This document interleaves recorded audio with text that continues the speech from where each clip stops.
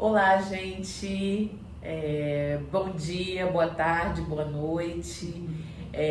Vamos iniciar mais um bate-papo sobre o módulo 5, que trata das teorias gerais dos direitos humanos e a transversalidade dos direitos humanos no nosso cotidiano, na nossa vida, nas nossas relações, né?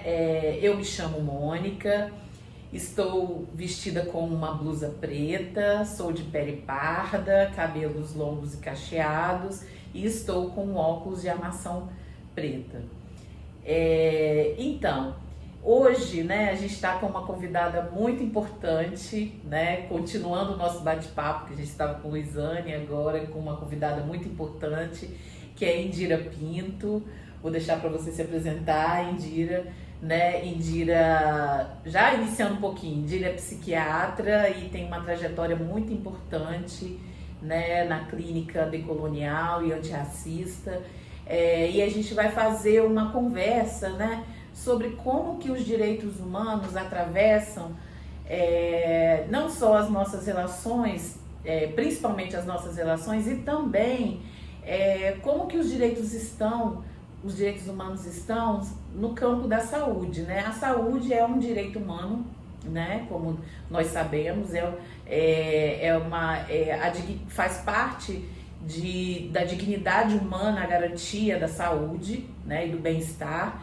E aí nós vamos trazer sobre a saúde mental, né? Quais são os efeitos que a gente vive hoje no nosso contexto social, né, no nosso contexto de relações, no contexto histórico que a gente traz, né, atravessamentos muito fortes na história do nosso país, que hoje a gente entende que alguns sofrimentos são decorrentes desses processos históricos, né? Então a gente vai falar um pouquinho sobre isso, né? E assim, entender como que a gente pensar a saúde mental não somente como um processo do indivíduo, do sujeito, que é culpabilizado muitas vezes por aquele adoecimento que ele tem, né, enquanto indivíduo, e a gente pensar enquanto um processo político e um processo coletivo, né? Então vou passar para Indira. Indira, você se apresente, bem-vinda. Obrigada pelo convite. Bom, Mônica me apresentou, eu atuo como psiquiatra. Nesse momento eu estou vestindo uma blusa amarela com um colar, estou de óculos, tenho cabelos cacheados e curtos e sou uma mulher parda. Bom, obrigada pela essa oportunidade e estou animada para a gente falar um pouco sobre essa relação, né, entre os direitos humanos e entrando muito na minha área de atuação e a saúde, especificamente a saúde mental. Entendendo que, até por uma definição da própria Organização Mundial de Saúde, a saúde ela se refere a um estado de bem-estar bio, ou seja, do corpo, psico, mente e social, né?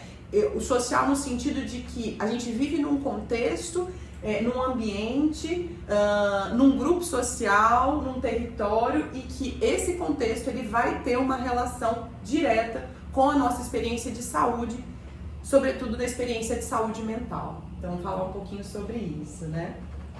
Bom, de acordo com a Organização Pan-Americana de Saúde, entende-se que de todos devem ter direito, né, a viver uma vida com dignidade, equidade, igualdade e, sobretudo, de respeito, né? Assim, e quando a gente fala da igualdade, da equidade, é no sentido também de compreender, né, analisar as necessidades de saúde de uma população e verificar quem dessa população precisa acessar mais, né? Quem dessa população tem mais dificuldade do acesso, quem dessa população precisa usar mais os serviços, né, do Sistema Único de Saúde, o setor público da saúde, para que nesse dimensionamento, nessa análise do contexto, se possam construir políticas de acesso aos recursos de saúde mental que cheguem para todos, né? De forma igual, mas entendendo que o princípio da equidade que rege o SUS precisa ser respeitado, porque as necessidades de saúde elas vão variar de acordo com os grupos sociais, vão ter um atravessamento em relação aos aspectos de raça, gênero, né? Então existe também a necessidade de que a gente olhe para as, não sei se eu posso usar essa palavra, mas não as singularidades, mas as especificidades de saúde de cada um desses grupos, né? E isso não se refere a discriminar os grupos, mas entender quem precisa mais para ofertar de uma forma diferenciada e ofertar mais para quem mais precisa.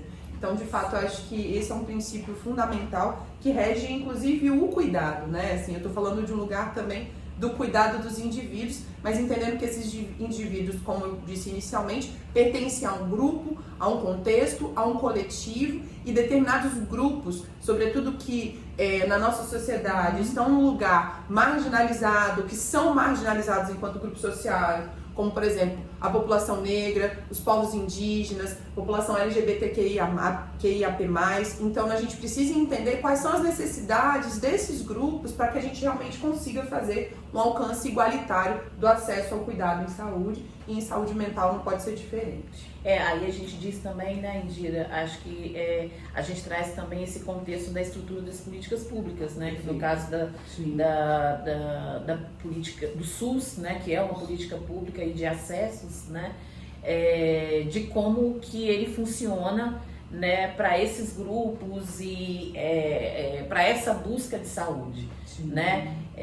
Se é um processo igualitário, né? Se é um processo que de fato acontece, né? Se são determinados grupos que acessam esse sistema e algumas das suas fragilidades, né? Então a gente trata também, pontua também a importância das políticas públicas nesse processo, né, principal da garantia de saúde. Sim, isso é fundamental. E essas políticas públicas, a elaboração delas depende desse reconhecimento dessas necessidades e dessas especificidades, né, de cada grupo. A gente pensar grupos que estão em um lugar de desvantagem social, como a própria população negra, a população indígena, a população LGBTQIAP+, as mulheres. Então a gente precisa entender quais são essas necessidades e entender, por exemplo, como que é para uma pessoa negra ter a marca, né, da cor da pele, a experiência de viver, por exemplo, numa sociedade racista como a nossa,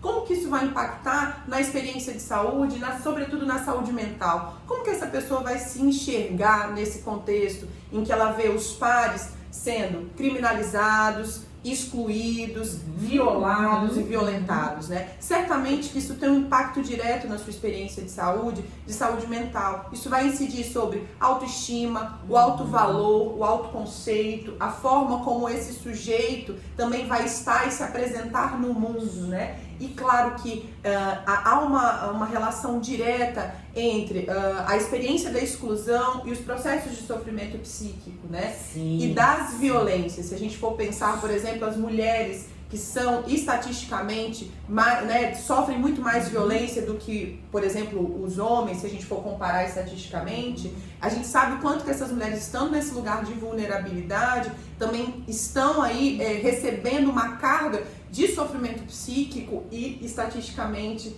deprimem com mais frequência, tem processos da ordem da ansiedade. A gente sabe que existe uma relação entre violência e risco de suicídio. Então, como dissociar os sujeitos, os indivíduos do contexto, se esse contexto pode ter um caráter extremamente violento e adoecedor. Então, por isso que a gente não pode considerar que é só o indivíduo que é responsável pelo seu processo de saúde ou até mesmo de sofrimento. Essa é uma lógica neoliberal, que entende, né, que é o indivíduo que tem que se responsabilizar por aquilo que vai bem e que vai mal, né? E trabalhar e produzir, mesmo que isso custe a sua própria saúde. Então, a gente precisa entender como é que esse contexto também invade e interfere diretamente nessa experiência de saúde. E é isso um pouco que a gente vai falar aqui hoje, né?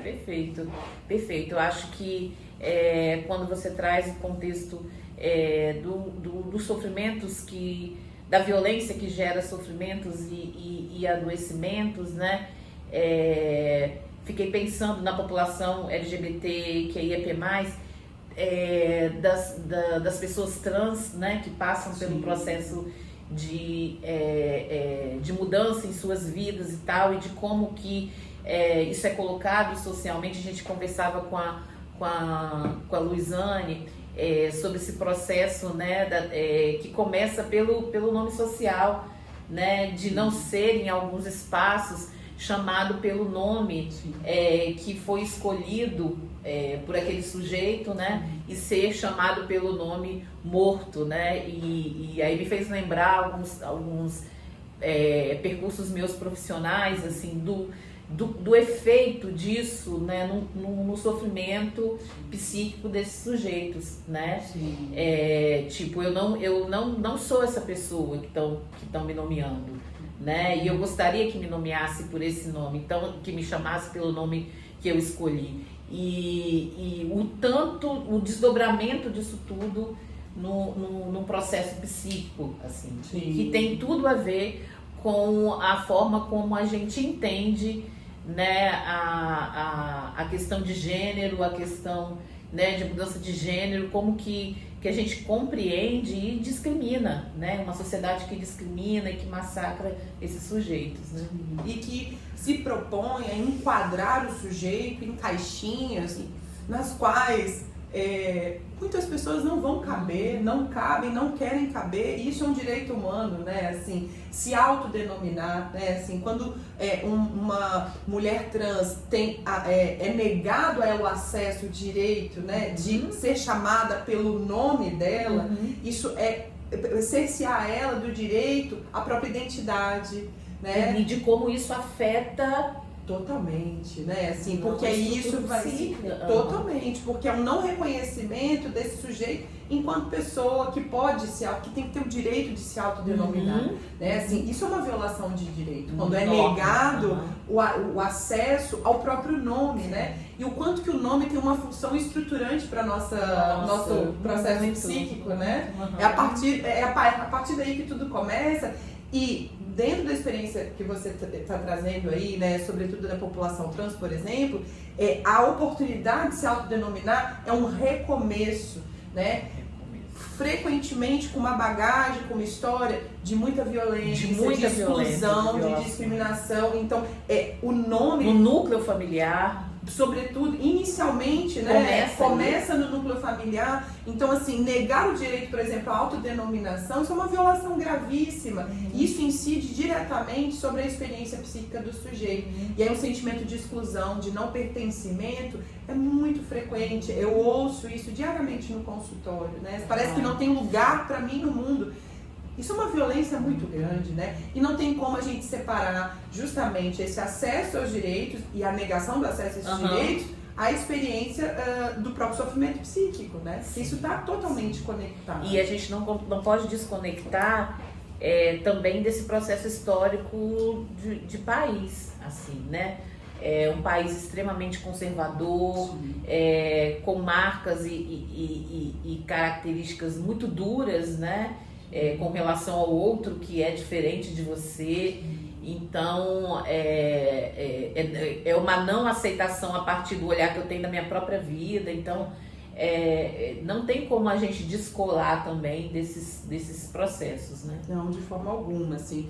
E no nosso país, infelizmente, o acesso ao direito humano, ele não tem, e ao direito à saúde mental, ele não tem um alcance universal, né? Se a gente for pensar que a saúde é um direito humano universal, e que na nossa realidade esse direito humano universal não alcança todos os humanos, e é um direito que se propõe a isso, né, por diversas razões, que a gente observa o não alcance desse direito humano a todos e todas e todos. Pelo estigma, como eu disse, pela discriminação a gente está falando, e as violações de direitos humanos são muito frequentes, sobretudo nesses grupos que a gente está colocando aqui, né? As mulheres, o grupo LGBTQIAP+, a população negra, a população indígena. Na realidade, as pessoas com necessidade de saúde mental também, nem todas elas têm direito ao acesso a serviços de qualidade no nosso país. Essa também é uma realidade muito dura, né? E são frequentemente discriminadas, né, e excluídas desses espaços onde elas deveriam estar sendo cuidadas. Isso é uma realidade muito grande, assim, muito presente. Muitas estão sujeitas, inclusive, a práticas coercitivas, tratamentos que são totalmente desumanos, assim como expostas a violências, mesmo em ambientes que deveriam ser ambientes de saúde. Essa é uma realidade muito frequente, assim, E até pelo uma meu realidade percurso, ainda frequente. muito frequente. Ainda, né? Porque, Ainda. né? Em pleno século XXI, né? Assim, se a gente pensar que a gente tem que se deparar com essa luta e até mesmo o processo da reforma psiquiátrica, né? Eu acho que a gente tem um grande avanço na história do Brasil no momento em que se começa a questionar esses modos coercitivos violentos que eram chamados de tratamento para pessoas com transtornos mentais, né? Assim, interessante porque a história do Brasil ela demonstra que grupos específicos também estavam marginalizados dentro dessas grandes instituições psiquiátricas. Né? Hoje, claro que a gente tem um sistema carcerário que tem cor, mas aí a pergunta que vem, a saúde mental ela tem cor também? Se a gente for parar para analisar, quem que estava nos grandes manicômios, né? E até hoje, porque esses manicômios agora eles têm uma nova roupagem, né? Isso. A gente tem as comunidades terapêuticas, a gente tem aí também os próprios presídios, né? O sistema carcerário. Sim. Então, a saúde mental ela tem cor, né? E no nosso país, eu posso dizer com muita segurança, Mônica, acho que a gente, né, observa e estuda isso há muito tempo, sim, tem cor, né? Sobretudo, quanto que a gente observa serviços de saúde mental, como centros de atenção psicossocial, as instituições dos hospitais psiquiátricos, ainda hoje, são ocupados, em sua maioria, por pessoas negras. E isso não é do nada, né?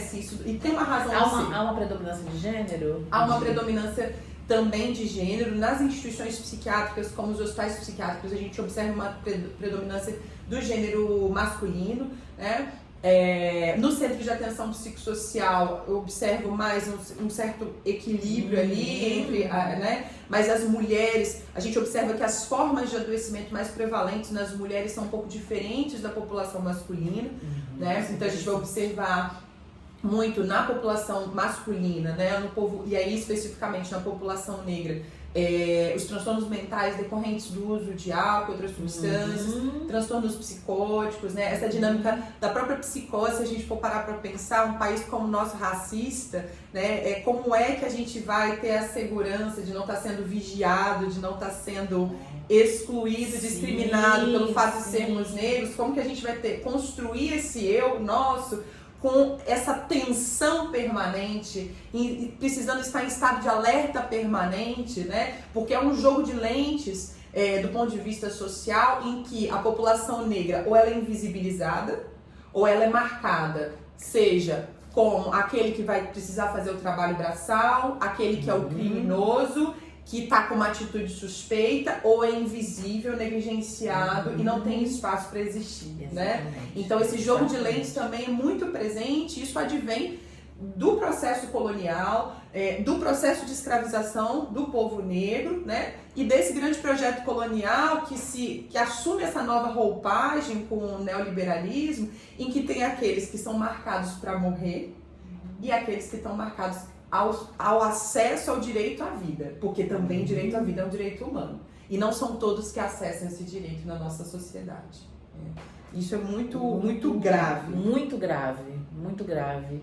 Porque aí, né, a sociedade impõe, né, quem vai viver, né? Exatamente. Quem vai viver, quem vai morrer, né? Como Foucault, né, coloca tão bem, e assim, como que a gente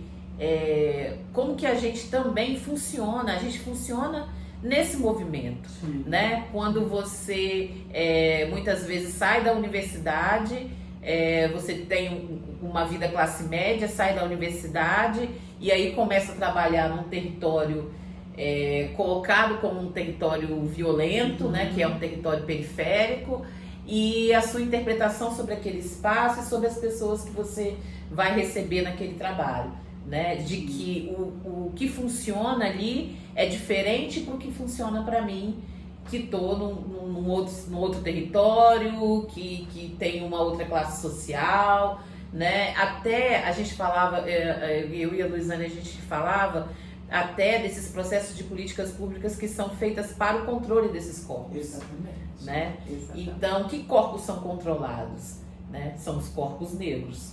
De fato. Então, os corpos negros periféricos, né? Onde há uma necessidade de se manter ali naquele espaço e algo que escape aquilo, né, entra no viés da punição. Então, de como que também, né, a gente fortalece isso, né? A gente fortalece quando a gente diz que aquele território ali é perigoso, que ali eu não vou, né? Então, assim, aí falando, trazendo um pouco, né, também do que a gente falou antes, né? Aí a gente entra nesse processo de como também morar em determinados territórios tem efeitos sobre a saúde mental desses sujeitos, completamente. Assim, a forma como a polícia chega num território periférico, né, é completamente diferente, e como que aquilo ali incide sobre a saúde mental daqueles sujeitos. Completamente, assim, eu atendo sobretudo muitas mulheres que moram, né, nesses territórios, né, territórios que ficam nesse lugar marginalizado, né, no sentido de que são vistos como os lugares perigosos e que são territórios extremamente vulneráveis, se a gente for parar para analisar, de uma série de fragilidades. E aí a sua fala me fez lembrar de um relato de uma pessoa que eu acompanho que mora em um desses territórios, e ela me conta o seguinte, ela diz assim: semana passada aconteceu uma coisa muito ruim com meu filho. Meu filho tem 11 anos e ele foi jogar basquete na quadra que tem aqui perto da nossa casa. Enquanto ele jogava basquete, ele foi abordado, um menino de 11 anos, né? Um jovem negro, uma criança negra, filha de uma mulher negra, de um pai negro.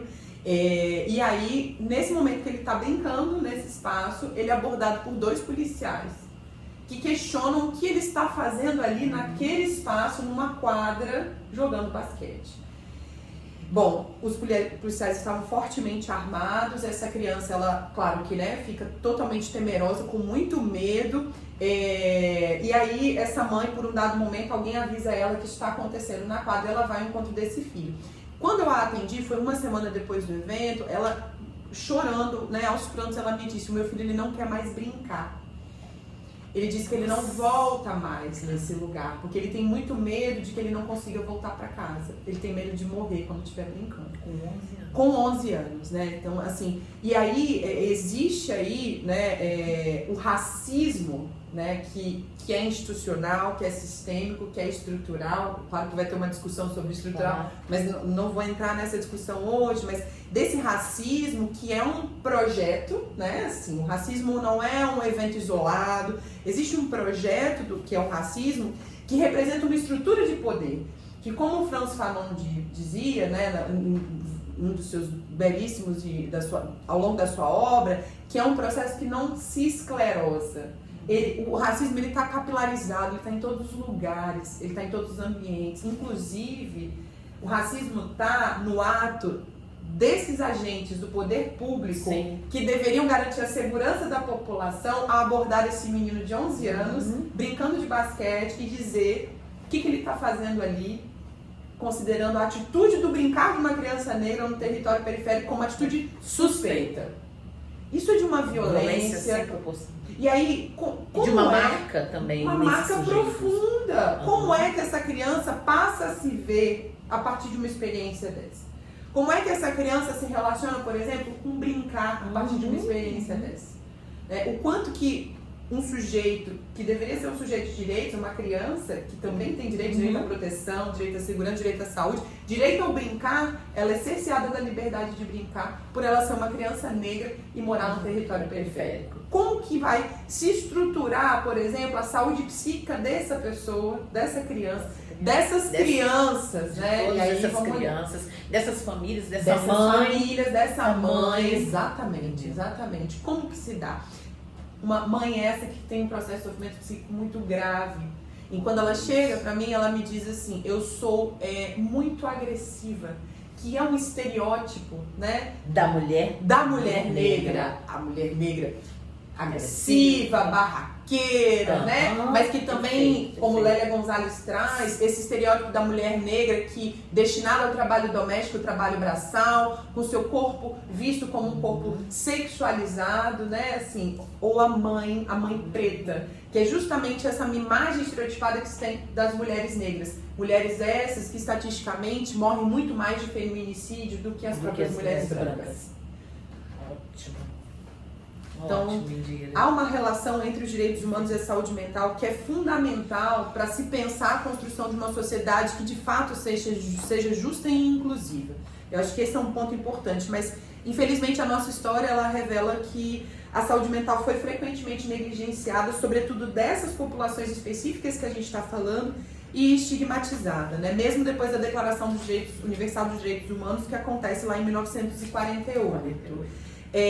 Embora no Brasil, né, e aí eu vou me ater a essa nossa realidade, nosso contexto, a gente tem avançado em muitos aspectos, ainda hoje, entrando mais especificamente nas necessidades de saúde mental da população que tem transtornos mentais, e eu acho que falar um pouco disso também é importante, porque a discriminação contra as pessoas com transtornos mentais ou até com processos outros de sofrimento psíquico tem sido uma triste e persistente realidade, né, no nosso contexto social, em muitos países, sobretudo no Brasil, né? O estigma social é muito presente. A pessoa com transtorno mental, ela está marcada ali, né, por um diagnóstico. Às vezes esse diagnóstico chega antes da pessoa nos próprios serviços de saúde. É um paciente difícil, psicótico grave, aquela ali, e aí tem as siglas DQ, dependente químico, DQ, ninguém resolve, isso aí não tem jeito não. Nossa, não então, sabia dessas dentro siglas. dos serviços de saúde, a gente escuta coisas como essa. Isso é muito grave, né? Se pensasse dentro do serviço de saúde, já tem esse olhar muitas vezes. Não são todos, tá, gente? A gente tem serviços de saúde maravilhosos, sim. Assim, que fazem muita diferença, que entendem, vestem a camisa da reforma psiquiátrica, entendendo que pessoas com transtornos mentais são sujeitos de direitos, são cidadãos, têm o direito ao exercício da cidadania, que é a grande proposta da reforma psiquiátrica, né? Ao justamente rever esse modelo de tratamento, que não era tratamento, né? A gente sabe muito bem disso, e trazer uma outra perspectiva para que esse cuidado para as pessoas com transtornos mentais seja um cuidado de fato em liberdade, em serviços de saúde, né? Então, assim, esse estigma social ainda é muito presente. E quais são as consequências do estigma, né, que recai sobre as pessoas com transtornos mentais, pensando inclusive nas populações que estão mais vulneráveis a algumas processos de sofrimento psíquico, e a população negra entra aí também, né? População indígena, demais, o fenômeno da depressão, o álcool e outras drogas, o próprio suicídio, né? É uma realidade na população indígena também. Na população negra, estatisticamente, a cada 10 jovens que cometem suicídio no nosso país, 6 são jovens negros, então a gente precisa considerar isso, é a realidade que está posta. Então, uma das consequências do estigma social das pessoas que têm transtornos mentais e sofrimento psíquico é justamente, né, a exclusão, o isolamento, ou seja, a gente está violando todos os direitos, e a marginalização desses corpos, dessas pessoas que têm transtornos mentais. Então não tem como também a gente dissociar a carga de transtornos mentais da população e, por exemplo, o lugar racial que eu ocupo, o lugar de gênero que eu ocupo, porque existe uma relação entre esses fatores, né, entre esses lugares. Então, a gente observa, por exemplo, que a população negra, existem estudos demonstrando em que a carga de processos depressivos graves é muito grande, né? Se a gente for pensar a depressão como muitas vezes comparece, né, com uma tristeza profunda, melancolia, falta de energia, perda de interesse em atividades que antes eram prazerosas, né? Pensando nos critérios aí, como é que eu vou ter prazer como essa criança em brincar na quadra se naquele ambiente eu sou considerada suspeita por eu ser negra, né? Como é que, por exemplo, vai se estruturar a autoestima dessa criança a partir de uma experiência de violência racial como essa, né? E claro que nos espaços periféricos a gente vai ver essa violência presente de uma forma muito cotidiana, constante. E isso produz um estado de tensão, um estado de alerta permanente. Me diga como que a gente não vai ter ansiedade num contexto desse. Uma sensação de urgência permanente, que eu tenho que estar pronto para lutar ou fugir, porque a qualquer momento pode ser. E de que não tem espaços de proteção. Exatamente. É isso também, né? Lugares de ancoragem. Lugares onde eu peço socorro também, né? Porque a gente falando de políticas que estão aí, no caso, dos espaços periféricos massacrando como a força policial, por exemplo, Isso é muito sério, porque a quem recorrer? Né? Como que eu faço? Então eu crio estratégias. Então muitas vezes quando a gente, por exemplo, nas minhas experiências também de trabalho em espaços periféricos, assim, em territórios periféricos, é isso, a própria população cria estratégias, né? Nos espaços em que eu trabalhei, muitas vezes a comunidade avisava pra gente, né, do tiroteio que ia ocorrer, né, da situação de perigo que estava ali, e que eles estavam se recolhendo em casa e que era pra gente ir embora.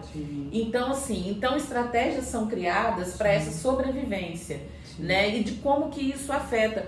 São também, né, Indira, eu também já recebi, já escutei relatos assim, né, do sono, né, o sono interrompido a todo tempo, né, muita insônia, isso gerando ansiedade, isso gerando, né, outros sofrimentos, né, no campo da saúde, de não conseguir dormir a noite inteira por causa do tiroteio, né, e de não saber como se proteger, né. De fato. A violência, né, ela produz um estado de medo, de pavor, de tensão permanente. Então, assim, o sono, eu acho que você traz uma questão muito importante. Essa é uma das principais queixas que eu escuto de pessoas que eu atendo que vivem em territórios que são marcados por essa violência, né, assim, nos territórios periféricos, assim, muito comum. Eu trabalhei em algum desses territórios na atenção primária. E eram relatos, assim, todos os dias eu atendia pacientes que traziam esse relato. Não consigo dormir, essa noite teve tiroteio aqui no bairro, eu fiquei com muito medo, me escondi debaixo da cama. Depois que parou o tiroteio eu não consegui voltar a dormir porque eu fiquei com medo de acontecer alguma coisa, de eu estar dormindo e vir uma bala perdida. E a gente sabe que essa bala, ela não é perdida. Não é perdida, ela tem uma direção, ela é colocada, atira-se para todas as direções, não importa. Sim, e a gente sabe que os alvos são, de fato, essa população que está nesses espaços periféricos, nesses territórios, que são territórios de extrema vulnerabilidade, né? No sentido, inclusive, do acesso aos recursos de saúde, são territórios de vulnerabilidade no sentido do acesso a recursos de segurança pública, não tem a quem recorrer, isso que você traz é uma marca muito presente, né? E aí, mas como, e até mesmo quando a gente vai estudar sobre necessidade de saúde da população, existe algo que é da ordem da inventividade, da criatividade do povo. Eles vão construir estratégias, mesmo que a custas de muito sofrimento, eu não estou romantizando isso, né? Mas vão construir estratégias para conseguir, de alguma forma, com os recursos que conseguem acessar, se proteger ou se salvaguardar de alguma forma, né? E por isso que é tão importante, quando a gente vai cuidar de pessoas que vivem nesses territórios, a gente entender a dimensão também desse coletivo. Em quem que você se apoia? Eu acabo falando muito do lugar, do olhar para o indivíduo por conta da clínica, mas a rede de suporte, ela tem uma função fundamental e nesses espaços, sobretudo os espaços periféricos, esse enlace, né, entre as pessoas do próprio território que muitas vezes garante, possibilita, né, a continuidade da vida, mesmo que com essa incidência da marca traumática, da exclusão, da violência, dessa exposição ao perigo o tempo inteiro, né? E aí a gente fala da bala perdida, mas essa bala, ela tem uma direção, né? É uma bala que não é perdida assim, tem espaços de pessoas específicas a quais essas balas perdidas são direcionadas e são destinadas. Quando você diz da clínica, né, Indira, você fala, eu escuto esses sujeitos, né, aí acho que aí, gente, é importante a gente, é disso que a gente está falando, né, a sua escuta clínica daquele sujeito, mas você tem que alcançar o contexto de vida que esses sujeitos estão, né? E também o contexto histórico que atravessa isso tudo. Então, não dá para fazer, né? Isso que a gente está dizendo aqui, né?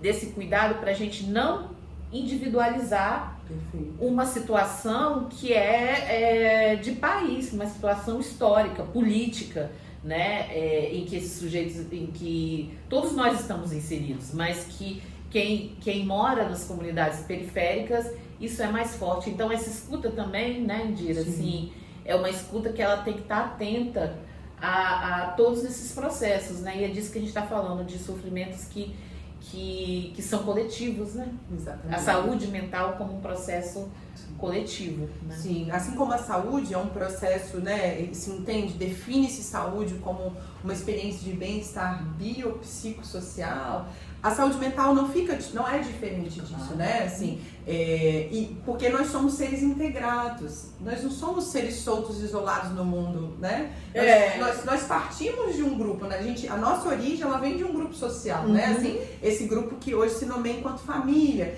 mas essa família, esse grupo social menor, está dentro de um contexto maior, que é dentro de um território, dentro de um grupo, né, um coletivo. Então, a gente precisa, e aí eu falando da minha área de atuação, na escuta, considerar o sujeito, a sua singularidade, mas o todo ao qual ele pertence. Porque ele pertence a um grupo familiar, ele pertence a um grupo social, ele pertence a um território. Né? Então, é fundamental que, se a gente for pensar o acesso ao direito humano universal, que é a saúde mental, a nível de políticas públicas, não tem como a gente planejar, por exemplo, qual remédio que tem que ter disponível na unidade de saúde, se a gente primeiro não entender, por exemplo, quem é que vai usar essa ferramenta de cuidado, por exemplo. Né? Assim, frequentemente na psiquiatria a gente orienta os pacientes a tomar um medicamento, vou dar um exemplo de como é importante a gente estar atento a isso, assim, né? A gente orienta alguns medicamentos a serem usados depois de uma refeição. Né?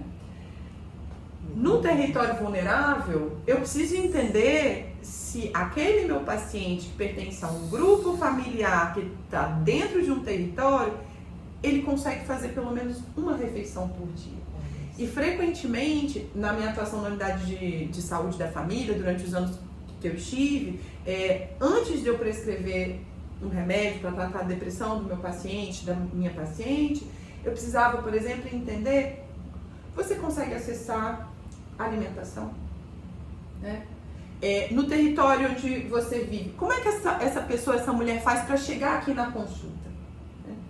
Se ela está numa situação de desemprego ou se ela está numa condição de saúde que impossibilita o trabalho e acessar uma renda, né? Assim, ou se ela, sobretudo as mulheres, ocupa um lugar de cuidado na família em que o idoso que mora na casa dela é de responsabilidade do cuidado dela e ela não tem como trabalhar em casa e trabalhar fora porque esse idoso depende dela. Às vezes, antes de prescrever uma medicação, eu tinha que entender se essa mulher conseguia acessar o Centro de Referência de Assistência Social para ter acesso, por exemplo, a uma cesta básica. Porque como é que um paciente, por exemplo, né? E aí eu acabo falando paciente, enfim, pela minha prática clínica, mas como que uma pessoa, ela vai tratar, por exemplo, uma depressão se ela não tem o que comer? Como que ela vai tratar um quadro de insônia se ela dorme com fome? Dormir com fome impede o sono. Como que ela vai, por exemplo, tratar uma ansiedade se toda noite tem tiroteio lá no território dela? Como que vai ser isso? Então, por isso que a gente precisa entender que o cuidado, ele não passa só, por exemplo, pela prescrição de um remédio, o cuidado não passa só por um atendimento psicológico uma vez na semana, mas em que contexto que esse sujeito vive, como que esse contexto afeta a sua experiência de saúde? Toda pessoa que atua na ponta precisa olhar para isso e ter a dimensão dessa realidade total do indivíduo. Então a gente não cuida só do sujeito, a gente cuida do sujeito num contexto. Num contexto social. E que não dá para ser dissociado. Exatamente. Sim, claro, exatamente. Claro, assim, como que é isso. Então, olha só, né? Quantas garantias de direitos elas têm que ocorrer anterior a isso tudo, exatamente. Né? Até para que esses indivíduos possam ter um tratamento digno, exato. Né? Porque realmente como que esse sujeito vai tomar medicação se ele não consegue comer, né? Se não come e dorme com fome, então ou se alimenta, né, de uma forma muito precária, sim. Então assim, muito frágil. Como então assim, tem total relação, né? Como que realmente tantos direitos, tantos acessos têm que ser garantidos, sim. E tantas políticas públicas têm que estar em pleno funcionamento para que, né, como você disse, eu vou buscar se aquele indivíduo ele está ele está referenciado no CRAS, né? Sim. Se ali ele consegue receber esse alimento mensalmente. Sim. Né? Então, como que é esse caminho, né? Para que a gente garanta a saúde mental. Total, né? Assim, então não há, e esse é o jargão da própria OMS, da campanha do ano passado, né? Não há saúde sem saúde mental. De fato, mas para a gente ter saúde mental, a gente precisa garantir direitos básicos. Direito à habitação, direito ao alimento, direito ao trabalho, direito à educação, todos esses direitos têm uma influência direta na experiência de saúde mental. Então, por isso que a gente precisa pensar até mesmo os efeitos da colonialidade, e aí quando você me apresenta e fala da prática clínica decolonial, assim, porque o Brasil é um projeto colonial, né? Assim, tem um autor que fala disso, ele fala assim, o Brasil ainda não é uma nação. Não, é uma colônia. É uma colônia, um projeto colonial. E dentro desse projeto colonial, né, que é permeado por essa estrutura de poder que é o racismo, né? Isso se institui, né, lá para meados da era moderna, né? E começa lá com as grandes navegações, e aí o Luiziane falou disso, da escravização dos corpos negros, das pessoas negras que foram capturadas, que foram roubadas de seus territórios, né, no continente africano e trazidas, na verdade, assim, traficadas para o nosso território brasileiro. E a nossa nação, que se pretende nação, mas que na verdade é um projeto colonial, se estrutura a partir dessas violências, porque do mesmo modo que os povos negros foram arrancados, né, traficados aí no Atlântico, também tivemos os nossos povos aqui indígenas, os povos originários, que tiveram suas terras roubadas, né, mulheres amarradas no laço, né, assim, essa era uma expressão muito comum, que foram violados, que tiveram seus territórios completamente destruídos, os estupros. Então, o nosso país, ele se estrutura com essa marca da violência, né, muito profundamente. E aí, se a gente for pensar que a maior parte da nossa população do nosso país é população negra, né, assim, mais de 50% do povo brasileiro é negro, entendendo que traz essa bagagem, essa marca na história da escravização dos seus corpos, da discriminação, uma das justificativas do projeto colonial para escravizar essas pessoas é destituí-los do lugar de humano. E aí eu volto àquela pergunta, quem é o humano universal dentro de um projeto, uma sociedade colonial? Quem é?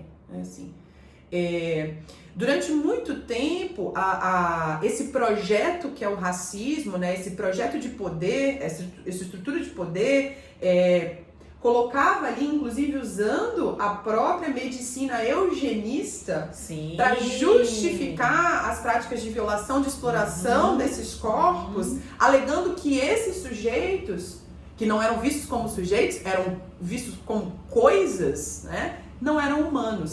O que é importante você dizer o que é a medicina eugenista? Vamos colocar então, a medicina, né, que parte dessa ideia eugenista, ela entende de que existem pessoas que biologicamente são superiores às pessoas ditas como irracionais, bestiais, os ditos selvagens, que eram o quê? O povo negro e o povo indígena, aqui no nosso território, né? Então, a medicina, ela se embasa nessa estrutura de poder, que é o racismo científico, que traz como um dos seus princípios a eugenia, entendendo que existem povos etnicamente superiores a esses ditos selvagens que não eram considerados humanos, negros e indígenas. Então, quem que é esse homem, esse humano universal, a partir de uma perspectiva aí desse projeto colonial? É o homem branco europeu. Né? O humano universal, ele não inclui nem as mulheres, né? Até mesmo para as próprias mulheres brancas, porque a gente, por exemplo, foi acessar o direito a voto não tem muito tempo. Né? Então, é o homem branco, o colonizador nessa perspectiva, é o homem branco universal, é o humano universal. Né? Tudo que for diferente disso, todos os outros povos distintos desse lugar do humano universal, que é o homem branco europeu, são colocados num lugar de inferioridade. E isso justifica essas práticas de exclusão, de violência, de violação em que esses sujeitos não são tratados como sujeitos, mas sim como coisas, como objetos de exploração. E isso incide, essa marca, ela está presente na nossa sociedade até hoje. Não é à toa que o nosso sistema carcerário, em sua maioria, é ocupado, mais 70%, pela população negra. Não é à toa que, ao longo da história da própria psiquiatria no Brasil, quem ocupava esses espaços, as grandes instituições, os grandes hospitais psiquiátricos, eram homens, mulheres e crianças negras. Isso não é à toa. Porque a cor da pele, depois da dita abolição, dessa falsa abolição da escravatura, né, que se coloca como uma marca no Brasil, como se Princesa Isabel fosse a melhor pessoa do mundo, na verdade havia um interesse econômico ali por trás, mas mesmo depois dessa falsa abolição, o que acontece é que esses corpos seguem marcados e colocados nesse lugar criminalizado e marginalizado. A gente vai ver isso, por exemplo, no processo de imigração europeia. O quanto que o povo europeu, no período de guerra, teve acesso a incentivos e a terras aqui no nosso território e conseguiram prosperar economicamente, né? Assim, por serem brancos europeus, né? Enquanto que no nosso território, pessoas negras que trabalharam e transgeracionalmente trabalharam vidas inteiras, gerações inteiras em territórios, em terras, e fizeram essas terras prosperarem, tiveram negados o direito à terra. A gente tem um livro belíssimo que fala sobre isso, que é o Torto Arado, do Itamar Vieira. Né? É um livro que fala sobre essa história e do quanto que isso incide também, se eu não tenho direito a uma terra, um lugar de existência, como é que a minha saúde mental vai poder sobreviver a isso? Né? Então, a gente não pode descolar o nosso processo histórico, político, econômico da experiência de saúde mental. E eu acho que esse encontro hoje está sendo muito importante para falar sobre isso, para a gente refletir o que a gente tem que fazer com essa realidade, porque ela ainda comparece frequentemente. E um dos pontos que eu acho importante a gente trazer aqui, Mônica, é sobre a reforma psiquiátrica. Eu falei um pouco no início, mas eu gostaria de me debruçar, porque a reforma psiquiátrica, né, no momento em que ela começa a ganhar força aqui no nosso território brasileiro, muito capitaneada pelas ideias do Franco Basaglia, né, psiquiatra italiano, que tem como inspiração para o projeto político da reforma psiquiátrica a obra de Frantz Fanon, mas que isso não é mencionado, né, agora que Fanon, nos últimos 10 anos, tem ocupado o lugar que ele sempre mereceu. Frantz Fanon é um psiquiatra argelino, né? Ele fez a formação, boa parte da formação na França. Na verdade, ele não era só psiquiatra, ele é psiquiatra, psicanalista, ensaísta, fez peças de teatro, filósofo. Então, o Frantz Fanon, ele tem a obra dele, tem uma influência direta na construção das leis da reforma psiquiátrica, do projeto da reforma psiquiátrica de Franco Basaglia, que é a grande inspiração para o movimento da reforma aqui no Brasil. Só que ainda precisamos entender que uma reforma psiquiátrica, ela precisa necessariamente ter um compromisso com as políticas antirracistas, né? Assim, não há uma reforma psiquiátrica num país como o nosso que se efetive sem uma aliança com a luta antirracista e sem uma aliança justamente com a desconstrução desse projeto colonial.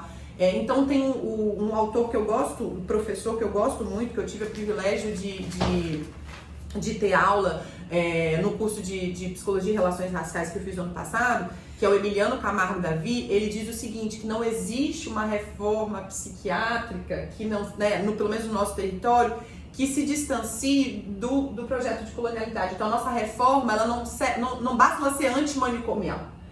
A nossa reforma, ela precisa ser antimanicolonial. Ele fala disso, né? Do quanto isso é importante.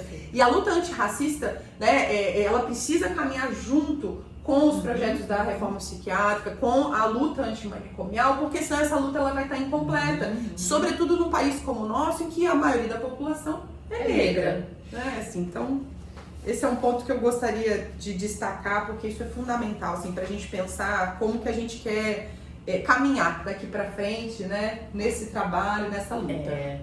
Eu acho que, nossa, acho que perfeito, Indira, assim, todo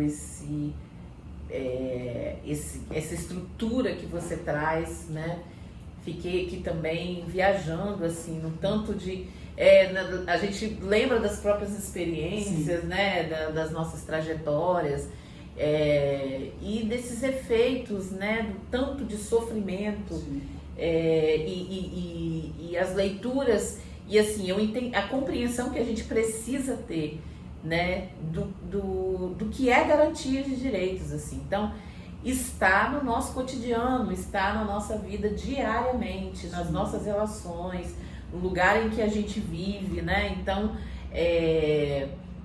o quanto que isso é forte, né? Atravessa os nossos corpos, né? E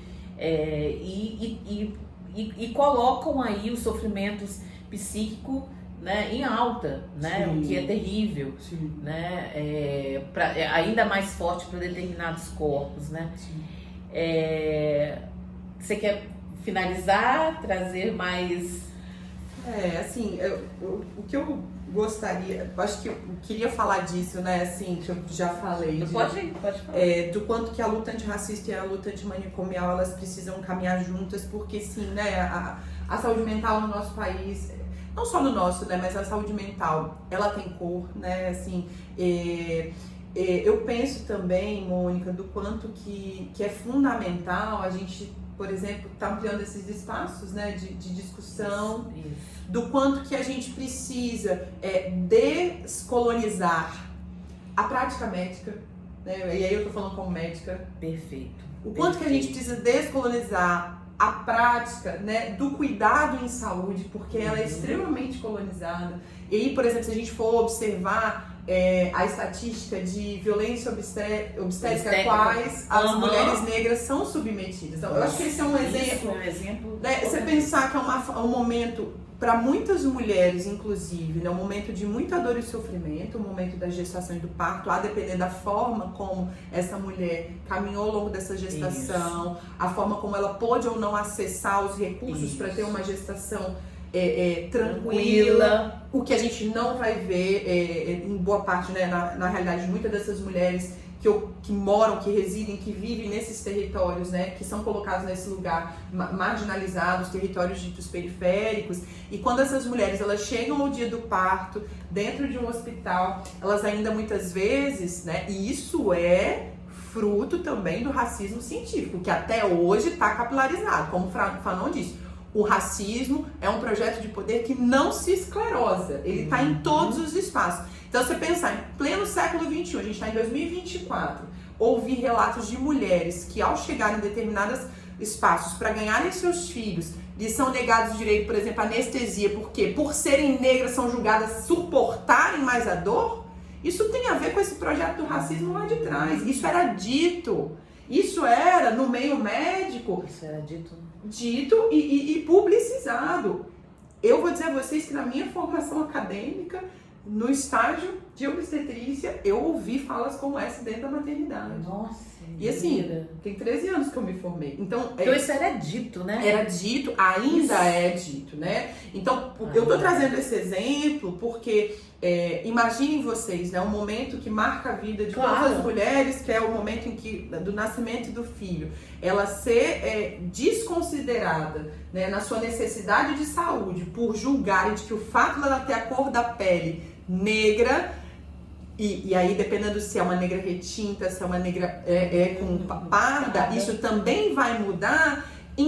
Subentende-se que ela não precisa de uma anestesia tão forte, ou nem precisa, porque supostamente o fato dela ser negra confere a ela a capacidade de suportar mais a dor. Gente, isso era dito na época em que essas mulheres negras eram escravizadas. Né? E essa mulher tá tendo a violação de um direito humano no momento em que ela tá dando a luz, trazendo aí uma vida pro mundo. Né? E a marca é uma marca que fica, que permanece. Né? Os processos de sofrimento psíquico relacionados a estresse e trauma na população negra, na população indígena, são extremamente prevalentes. E como eu disse, gente, violência, exposição à violência, a trauma, a abusos, isso está relacionado a maior risco de carga de sofrimento mental. E não somente, inclusive do próprio suicídio. Tem estudos vários que falam da relação entre a exposição à violência e o suicídio, que é a violência autoprovocada. Porque se eu sofro uma violência, se eu tenho a violação de um direito, que é o direito à minha integridade, à minha proteção, eu sofro uma violência, que mensagem que eu, de algum modo, internalizo quando eu estou sendo espancada, quando eu tenho direito violado, quando eu sou discriminada, que não tem lugar para mim nesse mundo. E aí, muitas vezes, do ponto de vista psíquico, isso vai reverberar no movimento da própria autodestruição para muitas pessoas. Porque justamente se vem sem um lugar de pertencimento, de olhar, um lugar de direitos no mundo. Então, eu penso que assim, não dá pra gente dissociar a saúde dos direitos humanos. Eu acho que isso é algo que todos nós que atuamos no campo da saúde precisamos ter sempre em mente, assim. Não é só cuidar do indivíduo, mas entender de onde essa pessoa vem, qual a história que essa pessoa tem para nos contar sobre essa existência, sobre esse lugar onde ela pertence ou deveria se sentir pertencendo a esse grupo de onde ela vem. E aí uma das também dinâmicas que a gente vai ver muito nos processos de saúde mental, sobretudo nas populações, população negra, população indígena, LGBTQIAP+, nas mulheres, que tem a ver com uma certa transgeracionalidade da experiência de sofrimento psíquico. Então não é incomum a gente ouvir mulheres que tiveram suas mães que foram violentadas, suas avós que sofreram violência, suas bisavós que, por exemplo, eram mulheres negras escravizadas. Então há também uma memória que é transgeracional, essa memória muitas vezes do sofrimento, a memória do trauma, a memória da violência, e isso se perpetua por gerações, a memória ancestral. E aí, para fechar, eu vou dar só uma outra dica de livro. Tem um livro também de Itamar Vieira que chama Salvar o Fogo, que é um livro que fala sobre essa transgeracionalidade do sofrimento. Então também é uma narrativa que traz como exemplo o quanto que não dá pra gente pensar em políticas públicas de direitos humanos sem entender o contexto desses indivíduos que precisam acessar, quem mais precisa também de acessar esses direitos, que tem esses direitos negados, e do quanto que esse sujeito, essa pessoa, está vinculado a um grupo maior, que é muitas vezes o seu grupo familiar, o território de onde ele vem, onde ele vive, né? E uma visão, a gente precisa ter uma visão mais ampla e macro, né, do processo que incide sobre o sujeito. O que está acontecendo nesse contexto, nesse ambiente, nesse espaço social que afeta, que influencia a experiência de saúde e a experiência de saúde mental desse e grupo. Aí a gente não trazer, e aí a gente não individualizar esses processos, Exato, né? Exato. Que causam discriminação, que causam, né, preconceito, né, a marca dos diagnósticos, Exato. né, que marca o sujeito, Exato. né, assim, que toda essa busca por diagnósticos, né, e isso é uma outra questão, né, que gera muita discussão, né, que pra gente também, que é do campo da saúde, rever esses processos, né, mas assim, as pessoas inclusive passam a entender que elas são aquele diagnóstico, né. Exato. E aí, do como que isso individualiza, e aí a gente fechar trazendo isso, né, que a saúde mental é um direito humano, Sim. né, os sofrimentos nesse campo são oriundos de muitos atravessamentos históricos, né, de determinados corpos, né, e acho que é isso a nossa conversa assim de hoje. Encantada, Indira, como sempre que eu fico. Eu tava nervosa, gente. Mas que bom que deu tudo Encantada, certo. como sempre maravilhoso. Muito né? bom estar sempre com você, maravilhoso. Você só me faz convite legal. Eu adoro os convites que você me faz. Quando eu vejo você digitando, eu já vou falar sim. Nossa, que honra, Muito porque bom. que honra, porque a Indira é uma grande referência pra gente, né, enquanto médica psiquiatra, que traz todo esse campo, né, essa amplitude de olhar sobre o sujeito, sobre a sociedade, sobre os processos históricos que a gente viveu. Então você é uma grande referência pra gente. Quando a gente fala bem assim, não, Indira Pinto, nossa! isso. Pra mim é um prazer estar aqui, né? Assim, eu acho que a mensagem final é que o nosso trabalho, Mônica, né? Assim, que não é só nosso, é um trabalho que também é coletivo. É um trabalho coletivo. A gente tá aqui a gente está numa formação que é coletiva. Que é coletiva. Então, esse trabalho coletivo, né, que a gente se propõe a fazer é justamente garantir que um direito humano como a saúde mental seja de fato universal. Porque o humano universal somos todas, somos todos, somos todes. Então, eu acho que é essa mensagem, assim, pra gente poder encerrar. Muito obrigada. Muito obrigada. Obrigada, pessoal. Agradeço imensamente.